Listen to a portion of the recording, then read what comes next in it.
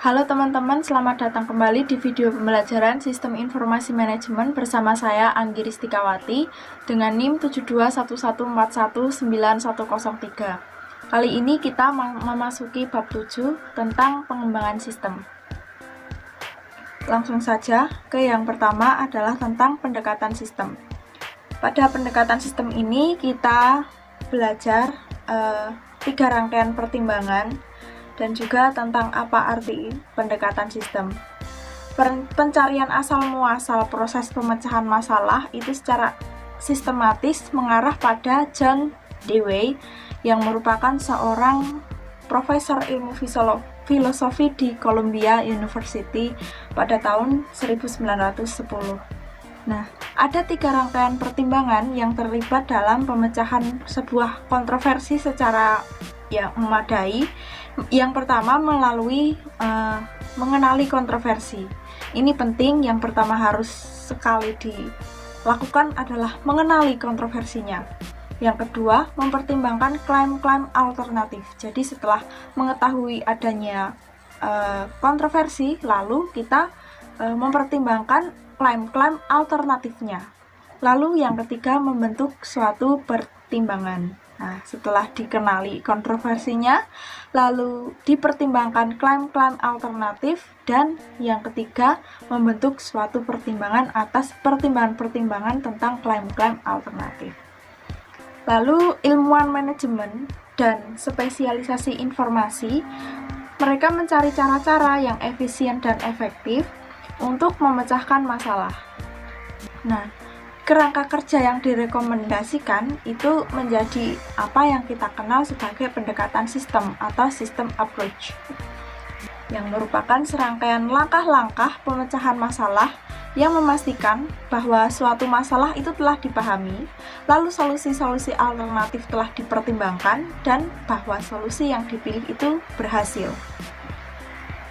Selanjutnya ke urut-urutan langkah. Nah, meskipun banyak urutan-urutan mengenai pendekatan sistem yang mengikuti pola dasar yang sama, namun jumlah langkahnya itu dapat bervariasi, dan langkah-langkah tersebut sebenarnya ada banyak, namun di materi ini telah dikelompokkan menjadi 3 upaya besar. Yang pertama upaya persiapan, yang kedua upaya definisi, dan yang ketiga upaya solusi. Sebenarnya total ada 10, lalu ini dikelompokkan menjadi 3. Nah, apa saja ketiga upaya-upaya itu? Kita akan melihat. Yang pertama, tahap upaya persiapan. Di sini ada 3 upaya. Yang pertama, melihat perusahaan sebagai suatu sistem. Lalu mengenal sistem lingkungan, lalu mengidentifikasikan subsistem-subsistem perusahaan. Lalu pada tahap upaya definisi ada 2. Yang selanjutnya, melanjutkan dari tingkat sistem ke tingkat subsistem, dari sistem lalu ke tingkat yang lebih kecil lagi, yaitu ke subsistem. Lalu menganalisis bagian-bagian sistem dalam suatu urut-urutan tertentu. Dianalisis dalam suatu urut-urutan tertentu bagian-bagiannya tersebut. Lalu pada tahap upaya solusi, di sini ada 5. Yang pertama, mengidentifikasi solusi-solusi alternatif. Jadi ada diidentifikasikan semua solusi-solusi alternatif tersebut. Lalu yang ketujuh adalah mengevaluasi. Setelah diidentifikasi, lalu dievaluasi bagian-bagian solusi-solusi tersebut. Lalu dipilih mana yang terbaik dari solusi-solusi alternatif tersebut. Dan yang ke-9 adalah diimplementasikan. Setelah dipilih, lalu diimplementasikan. Dan yang ke-10 adalah menindaklanjuti untuk memastikan bahwa solusi tersebut efektif. Yaitu, saya ulangi, yang pertama adalah melihat perusahaan sebagai sistem, lalu mengenal sistem lingkungan, lalu mengidentifikasikan subsistem perusahaan. Selanjutnya dilanjutkan dari tingkat sistem ke tingkat subsistem, lalu dianalisis bagian-bagian sistem dalam suatu urutan-urutan tertentu, lalu diidentifikasi solusi-solusi alternatifnya, lalu evaluasi solusi-solusi alternatif, dan memilih solusi yang terbaik, kemudian diimplementasikan dan ditindaklanjuti untuk memastikan bahwa solusi tersebut efektif. Selanjutnya prototyping. Jadi apa itu prototyping? Prototype pertama kita mengenal dulu prototype. Prototype itu merupakan suatu versi dari sebuah sistem potensial yang memberikan ide bagi para pengembang dan calon pengguna bagaimana sistem itu akan berfungsi dalam bentuk yang telah diputuskan. Proses prototype ini disebut proses prototyping. Nah, prototyping ini memiliki jenis-jenisnya. Prototype evolusioner itu terus-menerus disempurnakan sampai mempunyai seluruh fungsionalitas yang dibutuhkan pengguna dari sistem yang baru. Prototype ini dikembangkan sebagai satu cara untuk mendefinisikan persyaratan-persyaratan fungsional dari sistem baru ketika pengguna itu tidak mampu menggunakan dengan jelas apa yang mereka inginkan. Terdapat dua jenis prototype, ada evolusioner dan persyaratan yang tadi ya. Kalau prototype evolusioner itu terus-menerus disempurnakan dan sampai memiliki seluruh fungsionalitas yang dibutuhkan, begitu. Lalu prototype persyaratan itu dikembangkan sebagai satu cara untuk mendefinisikan syarat-syarat fungsional dari sistem baru. Ketika pengguna itu tidak mampu mengungkapkan dengan jelas apa yang mereka inginkan. Lalu pengembangan prototype evolusioner. Ada 3 langkah dalam pembuatan suatu prototype evolusioner. Itu yang pertama adalah identifikasi kebutuhan pengguna. Jadi pengembangan itu mewawancarai pengguna untuk mendapatkan ide-ide mengenai apa yang diminta dari sistemnya. Jadi terdapat sesi wawancara terhadap pengguna tentang apa sih yang dibutuhkan dari sistem tersebut. Lalu membuat suatu prototipe pengembangan. Nah, di sini menggunakan suatu alat prototyping atau lebih satu alat prototype atau bisa lebih dari satu untuk membuat prototype. Dan yang ketiga menentukan apa prototype itu bisa diterima. Nah, pengembang itu mendemonstrasikan prototype atau mencontohkan penggunaannya kepada para pengguna untuk mengetahui apakah telah memberikan hasil yang memuaskan kepada para pengguna. Lalu mengembangkan prototipe persyaratan. Nah, langkah-langkah yang terlibat itu dalam pembuatan sebuah tipe prototipe persyaratan itu yang pertama membuat kode sistem yang baru. Pengembang menggunakan prototipe sebagai dasar untuk pengkodean sistem baru.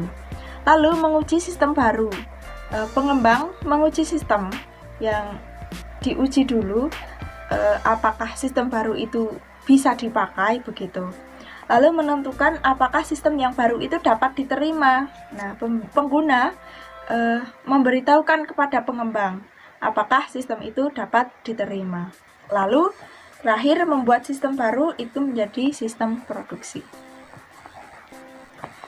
Lalu kita masuk ke daya tarik prototyping. Daya tarik prototyping ini yang pertama, membaiknya komunikasi antara pengembang dari pengguna.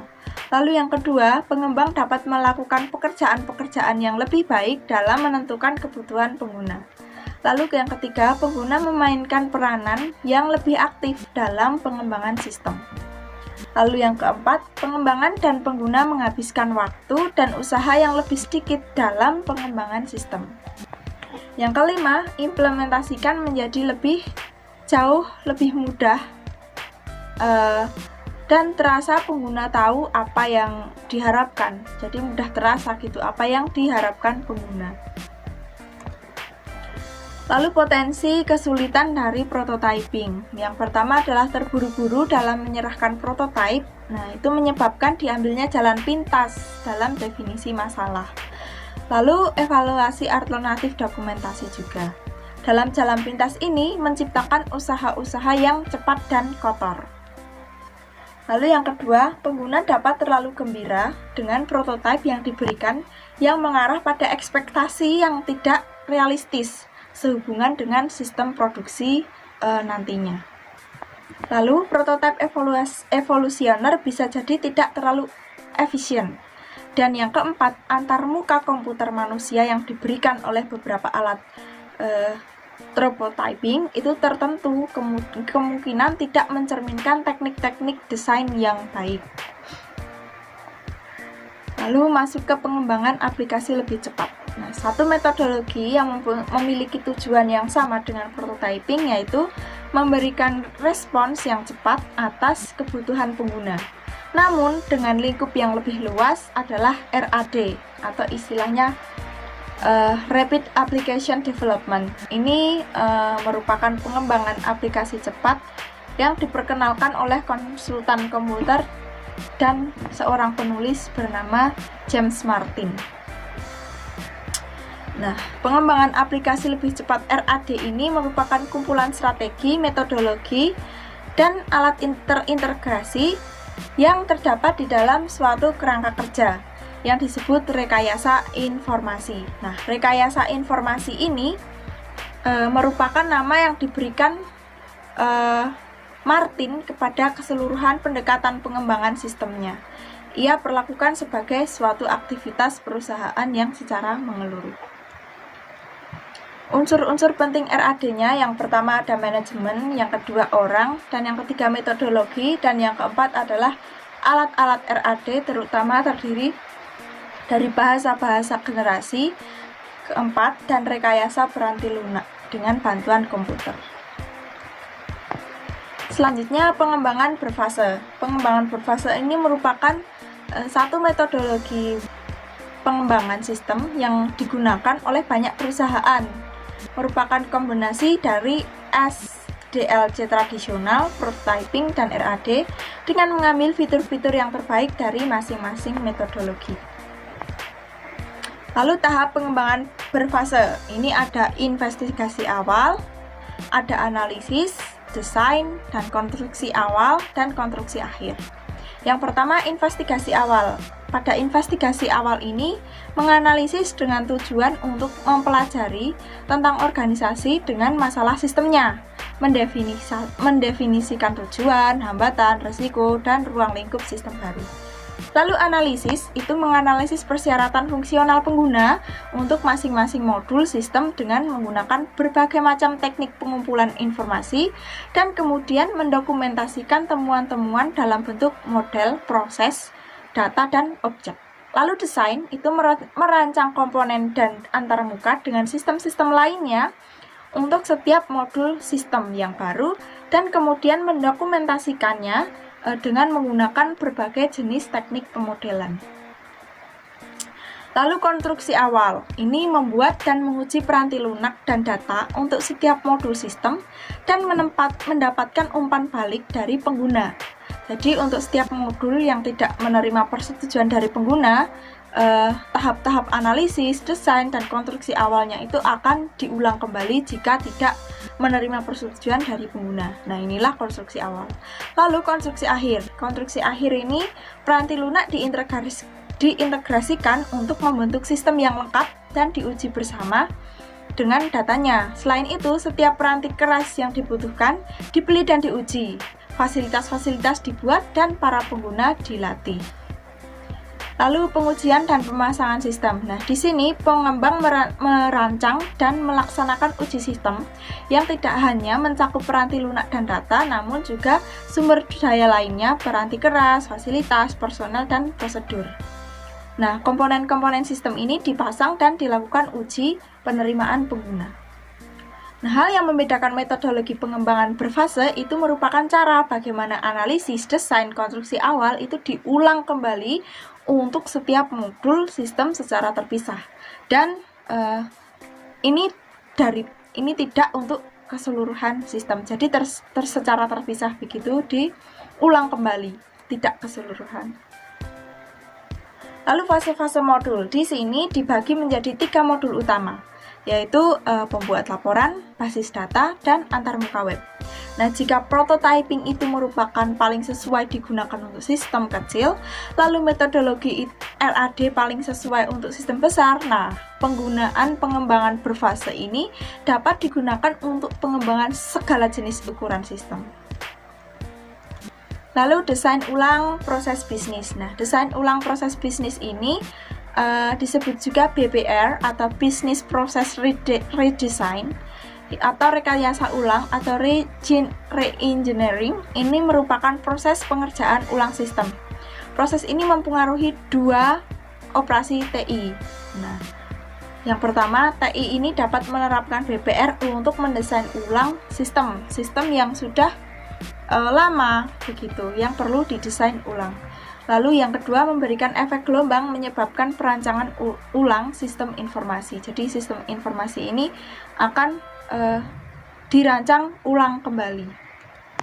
Selanjutnya RAD. RAD ini merupakan suatu pendekatan alternatif terhadap fase-fase desain dan implementasi SDLC. Nah, pengembangan berfase menggunakan SDLC tradisional sebagai kerangka kerja dasar dan menerapkannya pada sebuah proyek dengan cara modular yang menggunakan alat-alat dan konsep tim khusus yang sama dengan yang dilakukan di RAD. Lalu alat-alat pengembangan data. Di alat-alat pengembangan data ini terdapat diagram relasi entitas dan diagram relasi kelas. Ini seperti yang dipelajari pada bab 6. Selanjutnya pemodelan proses. Nah, pemodelan proses ini pertama kali dilakukan dengan menggunakan diagram alur atau flow chart. Nah, diagram ini mengilustrasikan aliran data melalui sistem dan program. International Organization for Standardization atau ISO ini menciptakan standar untuk bentuk-bentuk simbol flowchart. Ini memastikan penggunaannya di seluruh dunia. Ketika diagram arus data dengan 4 simbolnya muncul pada akhir tahun 1980-an, itu minat akan penerapannya pun muncul dengan seketika ini. Selanjutnya diagram arus data. Diagram arus data ini adalah penyajian grafis dan sebuah sistem yang mempergunakan 4 bentuk simbol untuk mengilustrasikan bagaimana data mengalir melalui proses-proses yang saling tersambung. Simbol tersebut mencerminkan satu, unsur-unsur lingkungan dengan mana sistem berinteraksi, yang kedua proses, yang ketiga arus data, dan yang keempat penyimpanan data. Unsur-unsur lingkungan ini berada di luar batas sistem. Nah, kita sering mendengar terminator yang biasanya dipergunakan untuk menyatakan unsur-unsur lingkungan. Ini karena menunjukkan titik-titik di mana sistem berakhir. Suatu terminator itu dapat berupa orang seperti seorang manajer yang menerima laporan dari sistem, lalu organisasi seperti departemen lain dalam perusahaan atau perusahaan lain, lalu sistem lain yang memiliki antarmuka dengan sistem.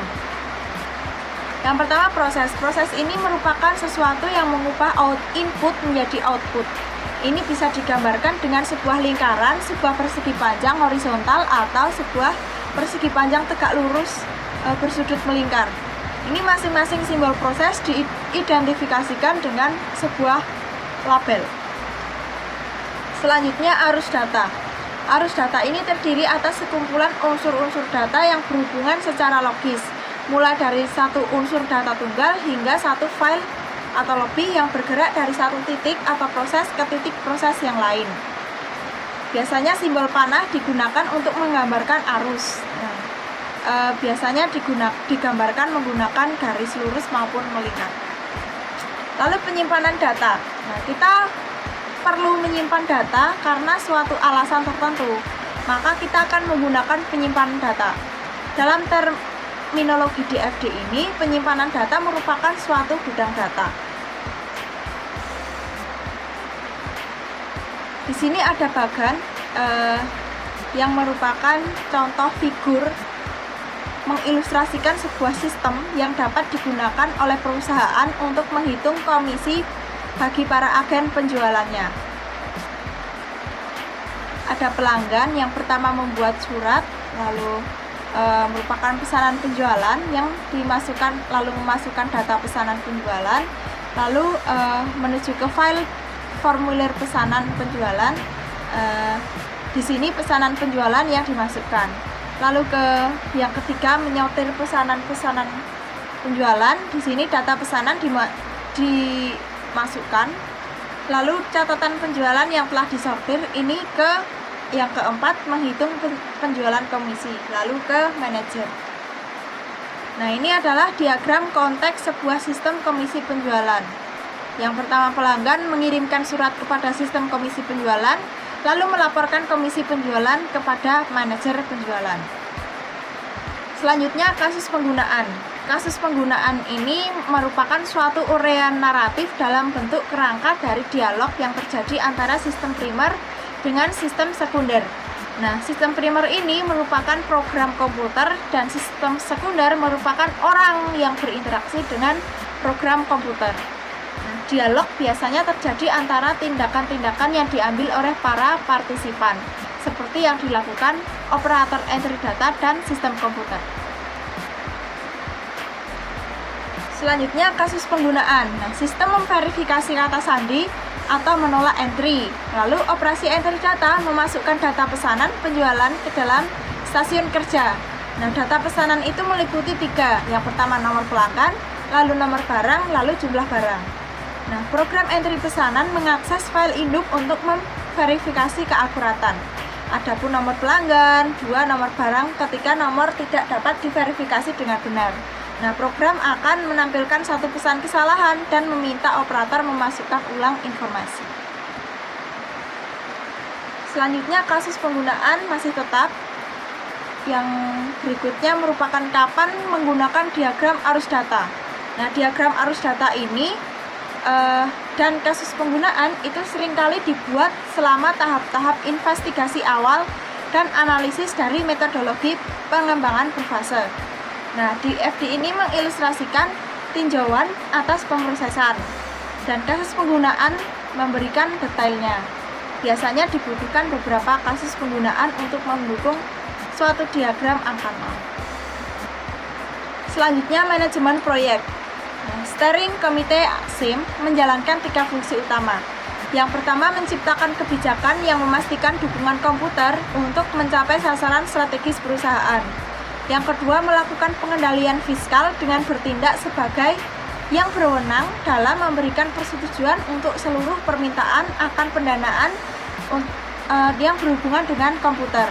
Lalu menyelesaikan perselisihan yang terjadi sehubungan dengan prioritas penggunaan komputer. Lalu manajemen proyek. Nah, kepemimpinan proyek. Nah, Steering Committee SIM itu jarang ikut terlibat langsung dengan detail pekerjaan. Lalu tanggung jawab ini jatuh ke tangan tim proyek. Tim proyek ini meliputi semua orang yang ikut berpartisipasi dalam pengembangan sistem informasi. Nah, satu tim itu dapat memiliki anggota hingga selusin banyaknya dan bahkan lebih. Terdiri atas gabungan beberapa orang pengguna, spesialis informasi, dan mungkin auditor internal. Nah, auditor ini tugasnya memastikan bahwa desain sistem itu telah memenuhi berbagai syarat tertentu yang dilihat dari sisi keakuratan, pengendalian, keamanan, dan auditabilitas. Lalu aktivitas tim akan diarahkan oleh seorang ketua tim atau pimpinan proyek yang memberikan arahan di sepanjang masa proyek. Selanjutnya, mengestimasi biaya proyek. Mengestimasi biaya proyek ini merupakan estimasi waktu dan uang yang dibutuhkan untuk mengembangkan sebuah sistem. Nah, ini ada 3 komponen. Yang pertama, mengenai informasi tentang yang sedang dibuat dan orang yang akan melakukan pengembangan. Lalu pengalaman historis, dan yang ketiga, pengetahuan mengenai proses pengembangan peranti lunak dan alat-alat serta teknik estimasi. Nah, proses estimasi biaya ini terdiri atas sekumpulan input, alat-alat teknik, serta output. Selanjutnya, input pengestimasian biaya. Di input pengestimasian biaya ini ada sebuah work breakdown structure atau WBS yang mengidentifikasi aktivitas-aktivitas proyek yang akan membutuhkan sumber daya. Nah, kebutuhan sumber daya ini mencantumkan sumber daya tertentu yang akan dibutuhkan dan berapa jumlahnya, yaitu contohnya tarif sumber daya, yaitu berupa biaya per unit untuk setiap jenis sumber daya. Selanjutnya, estimasi durasi aktivitas. Ini menyebutkan periode pekerjaan yang dibutuhkan untuk menyelesaikan aktivitas. Lalu informasi historis ini terdiri dari file-file data di proyek masa lalu, basis data, pengestimasian biaya, komersial, dan pengetahuan tim proyek. Selanjutnya, alat-alat dan teknik estimasi biaya. Estimasi analogis ini menggunakan biaya aktual proyek-proyek serupa yang telah dilakukan di masa lalu sebagai dasar untuk proyeksi biaya dari proyek yang sedang dipertimbangkan. Nah, teknik ini digunakan ketika hanya terdapat sedikit informasi yang tersedia. Nah, estimasi dari bawah ke atas atau bottom up estimating ini dimulai dengan detail, seperti aktivitas di dalam grafiknya, grafik giant, lalu mengalihkan dengan data biaya seperti tarif per jam untuk karyawan untuk menghasilkan estimasi biaya proyek. Nah, alat-alat terkomputerisasi dapat digunakan secara terpisah atau untuk menyederhanakan alat-alat yang baru saja diuraikan. Lalu output pengestimasian biaya. Estimasi biaya ini dibuat untuk seluruh sumber daya yang akan dibebankan ke proyek dan biasanya dinyatakan dalam unit-unit keuangan yang berlaku, seperti dolar atau euro. Nah, detail-detail pendukung mendokumentasikan bagaimana estimasi tersebut dihitung dan setiap asumsi-asumsi yang diambil. Lalu rencana manajemen biaya atau cost management plan itu menjelaskan bagaimana varians biaya akan dikelola. Nah, ini adalah tabel komponen-komponen proses estimasi biaya. Dari input ada work breakdown structure, kebutuhan sumber daya, tarif sumber daya, estimasi durasi aktivitas, informasi historis. Lalu alat dan teknologinya ada estimasi analogis, estimasi dari bawah ke atas, dan alat-alat terkomputerisasi. Lalu outputnya berupa estimasi biaya, detail-detail pendukung, dan rencana manajemen biaya. Itulah pembahasan sistem informasi manajemen bab 7 kali ini tentang pengembangan sistem. Semoga apa yang saya sampaikan dapat dipahami oleh teman-teman semuanya dan dapat berguna. Sekian dari saya, terima kasih sudah menyaksikan video dari awal sampai akhir. Sampai jumpa lagi di video pembahasan selanjutnya. Terima kasih, saya Anggristikawati, sampai jumpa.